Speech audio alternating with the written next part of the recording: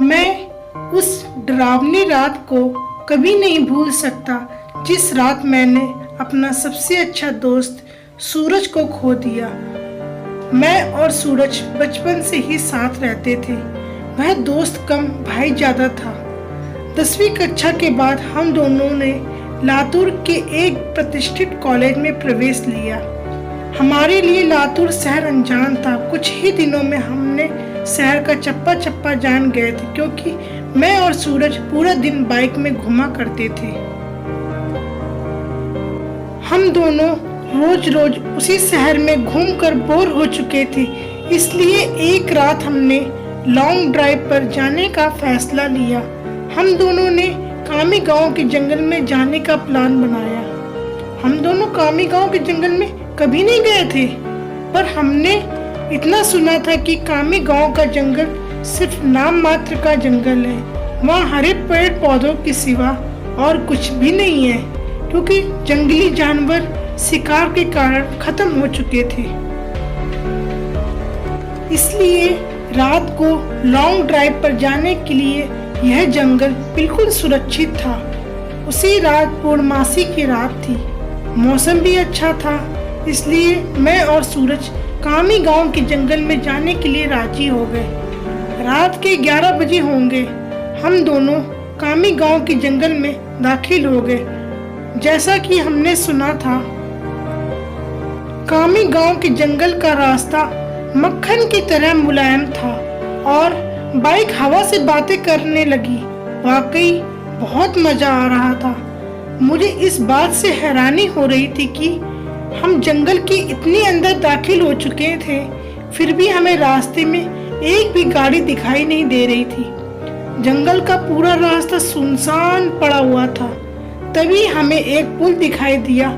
सूरज ने उस पुल के बीचों बीच बाइक को रोक दी। वह पुल अंग्रेजों के द्वारा नदी में बनाया हुआ 100-200 साल पुराना था। पुल के बगल में एक बड़ा सा बोर्ड लगा हुआ था। उसमें लिखा था जॉर्ज ब्रिज। हम दोनों पुल के किनारे गए और खड़े हो गए। पुल के नीचे नदी बह रही थी। कोमल हवाएं चल रही थी। नीचे नदी में बहती हुई नदी में चांद साफ दिखाई दे रहा था कि इतने में दूर जंगल से भेड़िए की रोने की आवाज आई और पुल के ऊपर बहने वाली हवा अचानक रुक सी गई। नदी का पानी जैसे थम सा गया हो। चांद काले बादल के पीछे गायब हो गया। हमारे सिर के ऊपर एक टिटहरी भयंकर आवाज में चीखते हुए मंडराने लगी, मानो वो हमसे कह रही हो कि जल्दी यहाँ से भाग जाओ। कि मैंने सूरज से कहा, यहाँ कुछ ठीक नहीं लग रहा है, चलो चलते हैं। टिटहरी का चीखना मतलब खतरा मंडरा रहा है। चलो यहाँ से चलते हैं, हमें जल्दी यहाँ से निकल जाना चाहिए। सूरज ने कहा, अरे भाई, कुछ अशुभ नहीं होता, यह सब अंधविश्वास है। यहाँ खड़े रहो और चुपचाप से नजारा देखो, कितना मजा आ रहा है। कि तभी अचानक मैंने और सूरज ने पुल के पास एक औरत को खड़े देखा। दूर से वह दिखने में बहुत सुंदर लग रही थी और वह पुल से नदी में झांक रही थी। मैं उसकी तरफ देख रहा था। इतने में वह औरत पुल के ऊपर चढ़ गई। मैंने सूरज से कहा कि ये औरत क्या कर रही है। सूरज ने पीछे मुड़कर देखा। वह औरत तभी रेलिंग के ऊपर चढ़कर नदी में झांक रही थी। सूरज ने कहा, भाई, वह खुदकुशी करने की कोशिश कर रही है। सूरज ने मुझसे कहा, खुदकुशी। यह शब्द सुनकर मेरे हाथ पैर कांपने लगे, क्योंकि जब मैं बच्चा था तब मेरे दादाजी ने खुद को फांसी लगाकर खुदकुशी कर ली थी और वह मैं ही था जिसने उनको पहली बार फांसी पर लटकते हुए देखा था। इधर सूरज उस औरत को रोकने के लिए तेजी से उसके पीछे भागा, लेकिन मैं वहीं खड़ा रहा, क्योंकि फांसी पर लटकते हुए दादाजी मेरे सामने आ रहे थे। सूरज ने तेजी से चिल्लाया, अरे चाची, क्या कर रहे हो? उतर जाओ वहां से, नहीं तो गिर जाओगे। सूरज की आवाज सुनकर जब मैं होश में आया,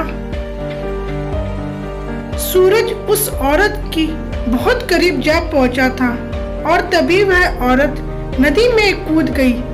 तब तक मैं दौड़ते हुए सूरज के पास जा पहुंचा।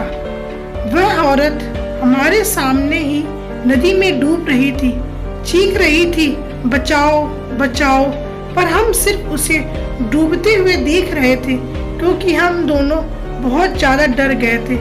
वह औरत हमें मदद के लिए बुला रही थी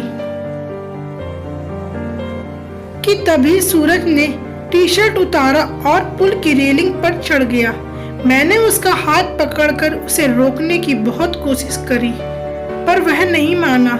उसने अपना हाथ मेरे हाथ से छुड़ाकर उस औरत को बचाने के लिए नदी में कूद गया।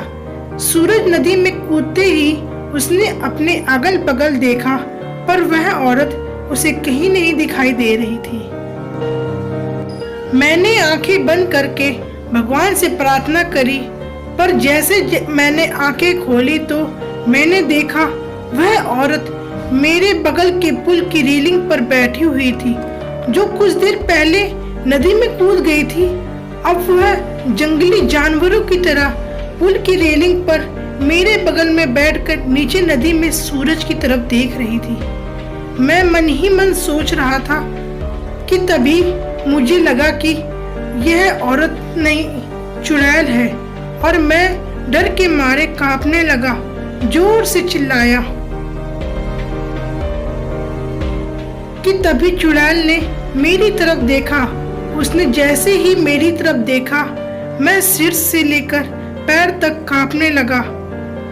उसका चेहरा काला, आंखें पीली, माथे में बड़ा सा कुमकुम और नाक में बड़ी सी नथ और नुकीले दांत मुंह से बाहर निकले थे और उसके नाखून जंगली जानवरों की तरह लंबे नुकीले थे। कि चुड़ैल ने हंसते हुए बोला, क्या हुआ, मुझे ढूंढ रहे हो? और सूरज पानी की सतह से हमें देख रहा था। उसे भी पता लग गया था कि यह औरत नहीं चुड़ैल है। वह हमें चौड़ी आंखों से देख रही थी। मैंने सोचा अब यह चुड़ैल मुझे इस पुल पर ही चीर फाड़ कर मार डालेगी और फिर मेरे कच्चे मांस को चबा चबा कर खा जाएगी, क्योंकि मैं अकेले ही उसकी पकड़ में आ गया था और डर के मारे मेरी पैंट गीली हो गई। कि तब चुड़ैल ने कहा, डरो मत, मैं तुम्हें नहीं उससे अपने साथ नदी में ले जा रही हूँ। जब मैंने यह सुना तो मेरा दिल डर से दहल उठा। मैंने सूरज को चिल्लाते हुए कहा, सूरज जल्दी पानी से बाहर निकलो, नहीं तो यह चुड़ैल तुम्हें पानी से ले जाएगी। सूरज पूरी तरह से डर गया था। उसके हाथ पैर सुन्न हो गए थे। उसे एहसास हो गया था कि वह नदी में से बाहर नहीं निकल पाएगा, क्योंकि वह नदी के बिल्कुल बीचों बीच था। चुड़ैल ने मेरी तरफ देखकर मुस्कुराई, फिर नदी में छलांग लगा दी।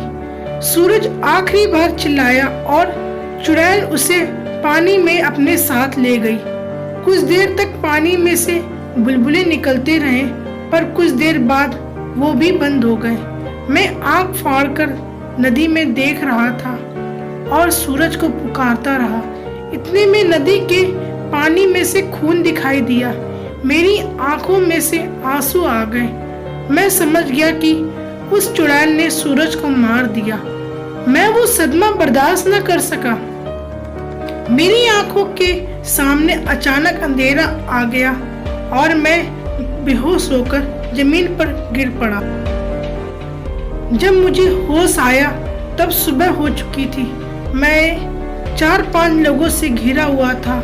पुल पर काफी सारे लोगों की भीड़ हुई थी। लोग पुल के नीचे झांक कर देख रहे थे। मैं उठा और दौड़ के पुल के पास गया। देखा पानी में नदी के किनारे सूरज की लाश तैर रही थी। उस चुड़ैल ने बड़ी ही बेदर्दी से सूरज के सीने से दिल निकाल लिया था। मेरा सबसे अच्छा दोस्त मुझे छोड़कर चला गया। उस दिन मुझे कामी गांव के लोगों से पता चला कि उस नदी में 100 साल पहले एक चुड़ैल का वास था। हुआ ये था कि अंग्रेजों के जमाने में एक अंग्रेज अफसर ने सुंदरा नाम के एक औरत का बलात्कार किया था। ये बात आसपास के हर गांव में फैल गई थी। इसी कारण सुंदरा से गांव की कोई भी औरत बात नहीं करती थी, क्योंकि सब लोग कहते थे कि उसकी पवित्रता खत्म हो गई। कामी गांव के कुछ बुजुर्ग लोगों का यह भी कहना था कि वह चुड़ैल 100 पुरुषों का या लड़कों का दिल खाने के बाद वह चुड़ैल फिर से सुंदर औरत बनने वाली थी। इसीलिए वह सिर्फ पुरुषों और लड़कों को अपना शिकार बनाती थी और उनका दिल कच्चा चबा जाती थी। सूरज के मरने के बाद कामी गांव के जॉर्ज ब्रिज पर कभी भी वह चुड़ैल दिखाई नहीं दी।